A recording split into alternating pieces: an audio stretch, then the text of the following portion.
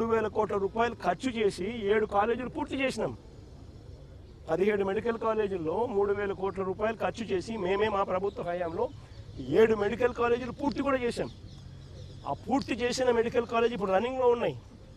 దాని ద్వారా 800 మెడికల్ సీట్లు కూడా ఇప్పుడు మన పిల్లలకు అందుబాటులోకి వచ్చినాయి గవర్నమెంట్ రంగంలో కొత్తవి. మిగిలిన 10 కాలేజీలు పూర్తి చేయడానికి వివిధ దశల్లో ఉన్నాయి. అవి పూర్తి చేయడానికి సంవత్సరానికి 1000 కోట్లు కావాలా. 5 ఏళ్లకు 5,000 కోట్లు. రాష్ట్ర బడ్జెట్ 2.5 లక్షల కోట్లు పైసలకి. 2.5 లక్షల కోట్లు పైసలకు రాష్ట్ర బడ్జెట్ ఉన్న రాష్ట్రంలో 1000 కోట్ల రూపాయలు ప్రతి సంవత్సరం పెట్టలేరా అని అడుగుతా ఉన్నా. పోనీ పెట్టద్దండి, అయితే పెట్టాకండి, వదిలేయండి. మేము వచ్చినాక మేము చూసుకుంటాం కదా, మేము వచ్చినాక మేము కడతాం కదా నీ చేత కాకపోతే. అంతేగాని ఈ మాదిరిగా నువ్వు స్కాములు చేసి అమ్మడం ఏంటి?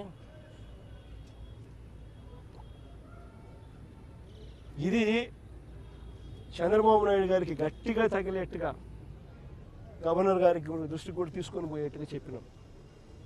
మీకు చేయడం ఇష్టం లేకపోతే, మీకు డబ్బులు ఖర్చు పెట్టడం ఇష్టం లేకపోతే వదిలేయండి. మేము వచ్చిన తర్వాత మేము ఖర్చు చేస్తాం, మేము పూర్తి చేస్తాం. మా క్రెడిట్ వస్తుందేమో అని చెప్పి నువ్వు ఆత్రపడి క్రెడిట్ రాకూడదు అని చెప్పి పేదలకు నష్టం చేస్తూ ఒకవైపున కాలేజీలన్నీ కూడా కట్టకుండా వదిలేసి రెండో వైపున కాలేజీలన్నీ స్కాములు చేస్తూ అమ్మేస్తూ ఉన్నాం. రేపు పొద్దున ఈ కాలేజీలు, ఈ 17 మెడికల్ కాలేజీలు భవిష్యత్ కాలంలో ఈ 17 మెడికల్ కాలేజీలే 1,00,000 కోట్లు పైసలు కాస్ట్ అవుతుంది. కొన్ని కోట్ల మందికి ఉచిత వైద్యం ఇస్తూ, వెలకట్టలేని సేవలు అందిస్తూ కొన్ని కోట్ల జీవితాలలో ఇవి వెలుగులు నింపుతాయి ఈ మెడికల్ కాలేజీలు.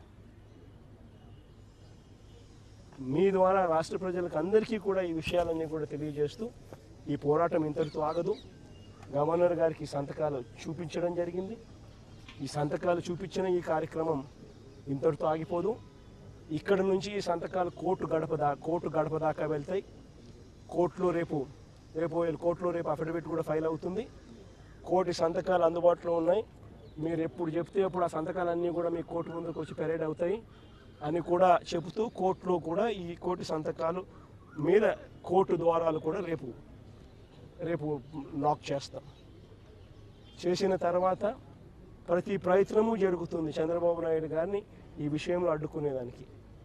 మిమ్మల్ని మీ ద్వారా ప్రజలందరినీ కూడా కోరుకునేది ఏమిటంటే, ఇంత చేసిన చంద్రబాబు నాయుడు గారి చర్మం మందం కాబట్టి చంద్రబాబు నాయుడు అనే వ్యక్తి మారకపోవచ్చు. కాబట్టి మీరంతా కూడా ఇంకా కలిసి రావాలి. ఈ జరుగుతూ ఉన్న ఈ అన్యాయాలను మనం అంతా కలిసి గట్టిగా అడ్డుకోవాలి. ఎందుకంటే ఈరోజు ఇది అడ్డుకోకపోతే రేపొద్దున మీ పిల్లల జీవితాలకు, రేపొద్దున మీ పిల్లల ఆరోగ్యానికి ఏదైనా సంబంధించి ఏదైనా వైద్యం చేయించాల్సి వస్తే ఉచితంగా చేసే పరిస్థితి పోయి 4 లక్షలు, 5 లక్షలు, 10 లక్షలు ఒక్కొక్కడు కట్టుకోవాల్సిన పరిస్థితి లేకపోతారు. కాబట్టి ఖచ్చితంగా అందరం కలిసికట్టుగా దీన్ని తీసుకొని అడ్డుకునే కార్యక్రమం ఖచ్చితంగా చేయాలి. గవర్నర్ గారికి అయినా కూడా మనసున్న మానవత్వం ఉన్న ఏ మనిషికైనా కూడా చంద్రబాబు నాయుడు చేస్తూ ఉండేది తప్పు అని చెప్పి ఎవరికైనా తెలుస్తుంది, ఎవరికైనా అర్థమవుతుంది. ఎందుకనంటే ఇది తప్పు కాబట్టి. పేదవాళ్లకు అదే గవర్నర్ గారి ఇంట్లో పనిచేస్తూ ఉన్న వాళ్ళందరికీ రేపు పొద్దున హాస్పిటల్కి పోవాల్సి వస్తే ఆ మెడికల్ కాలేజ్ కన్నా అందుబాటులో కన్నా ఉంటే ఉచితంగా ట్రీట్మెంట్ ఇచ్చి పంపిస్తారు. ఆ మెడికల్ కాలేజ్ ప్రైవేట్ అయినాయి అని అనుకో, ఒక్కొక్క లక్షల రూపాయలు, 2 లక్షలు, 3 లక్షలు, 4 లక్షలు కట్టాలా. ఎవరికైనా కూడా బాధ అనేది తలెక్కుకునేట్లుంటుంది. గవర్నర్ గారికి ఇంకా మనసు ఎక్కువ, పెద్ద మనసు. ఆయనకు అందరికన్నా ఇంకా ఎక్కువ బాధ కలుగుతుంది, బాధ కలిగింది. దానివల్ల ఇంకా ఫర్దర్గా పాజిటివ్ రిజల్ట్స్ వస్తాయని ఆశిస్తున్నాం. కానీ ప్రతి ద్వారము మేము తడతాము. కోర్టు గడప కూడా ఎక్కే కార్యక్రమం చేస్తాము. కోర్టుల ద్వారాను వీళ్ళు అడుగులు ముందుకు వేసినప్పుడల్లా ప్రజల ఉద్యమ బాట ద్వారాను దీన్ని అడ్డుకునే కార్యక్రమం చివరిదాకా కూడా చేస్తాము, ఖచ్చితంగా చేస్తాము. Because this is a scam. Government land, government బిల్డింగులు, government staff, government equipment, government జీతాలు, ప్రైవేట్ వానికి పేరు,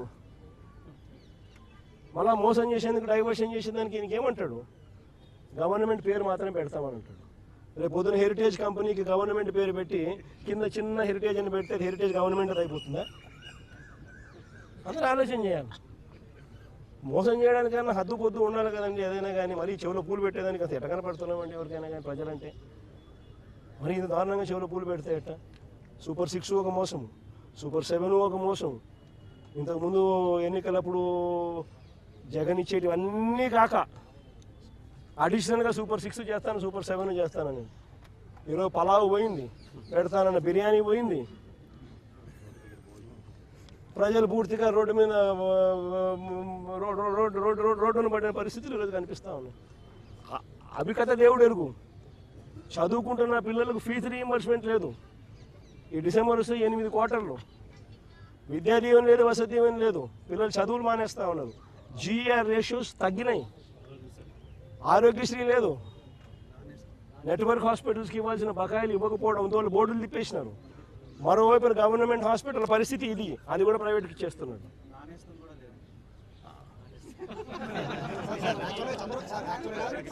చంద్రబాబు గారు మాట అన్నారు సార్, 500 కోట్లతో రిషికొండ ప్యాలెస్ కట్టారు, దాంట్లో 2 మెడికల్ కాలేజ్ కట్టారు చంద్రబాబు గారు ఆరోపణ చేస్తారు. రిషికొండలో నువ్వు చెప్పి హోటల్ రిసార్ట్ కార్యక్రమం ఏదైతే ఉందో 230 కోట్లు 240 కోట్లు అది పొద్దు విశాఖపట్నానికి నిజంగా ఆనిముత్యంగా ఉంది. అదే చంద్రబాబు నాయుడు యోగా కోసం, యోగా గుర్తుందా? యోగా అనేది గుర్తుందా? ఒక్కరోజు ప్రోగ్రాం యోగాకు ఖర్చు పెట్టిందంట 330 కోట్లు. 330 కోట్లు. కనీసం నేనన్నా 240 కోట్లు పెట్టి బ్రహ్మాండమైన బిల్డింగ్ కట్టి విశాఖపట్నానికి తలమానికంగా ఉంది ఆ బిల్డింగ్. ఈ పొద్దు కూడా పోయినాను అనుకో, ఆ బిల్డింగ్లోకి ఎవరైనా పోయి చూస్తే విశాఖపట్నం అంతా పోయిన టూరిస్ట్ ప్లేస్ కింద అది కనపడుతుంది. అటు పెద్ద పెద్ద వాళ్ళందరూ దాంట్లో వచ్చి ఇప్పుడు గవర్నర్ గారు పోయినారు అనుకో, లేదా మోడీ గారు వచ్చినారు అనుకో, లేకపోతే పుతిన్ వచ్చినాడు అనుకో, లేదా రష్యన్ ప్రెసిడెంట్ పుతిన్ వచ్చినాడు అనుకో, ఎక్కడ పెడతారు? బ్రహ్మాండమైన రాజభవనం లాంటి బిల్డింగ్ అది. 230 కోట్లతో కట్టినందుకు మాన్యుమెంట్ అక్కడ తయారైంది. వేరే ఇక్కడ ఒకరోజు యోగా, ఒకరోజు 330 కోట్లు, 330 కోట్లు ఆవిరి. దాన్ని ఏమంటారు?